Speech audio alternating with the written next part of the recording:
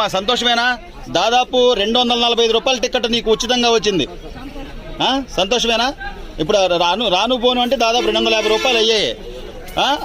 500 రూపాయల టికెట్ రాను పోను. సంతోషమేనా? సీఎం గారికి ఏం చెప్తావు? చంద్రబాబు గారికి సంతోషం అని చెప్తావు.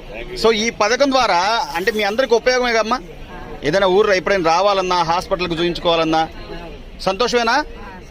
మేడం మీరు చెప్పండి. అంటే ఒక మహిళలందరికీ కూడా ఈ బస్సు ఉచిత బస్సు ప్రయాణం కల్పించడం అంటే అనుకున్నారా మేడం? అంటే ఇంత లోటు బడ్జెట్ లో ఇంత కష్టాల్లో కూడా ఈయన చేస్తాడా చేయడా?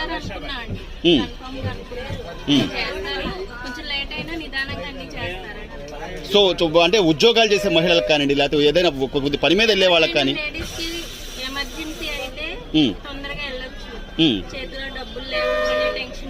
అవును.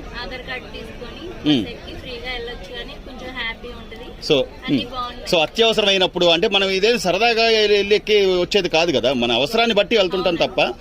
ఈ పథకం అనేది దీనికి స్త్రీ శక్తి అని పేరు పెట్టడం కూడా ఎలా అనిపిస్తుందమ్మా? సీఎం గారికి ఏం చెప్తారు మీరు? రైట్. అన్ని పథకాలన్నీ వస్తున్నాయా పిల్లలకి? తల్లికి వందనం, పెన్షన్లు, పెద్దవాళ్ళు ఎవరైనా ఉంటే పెన్షన్లు అని కానీ సంతోషమేనా? Right right.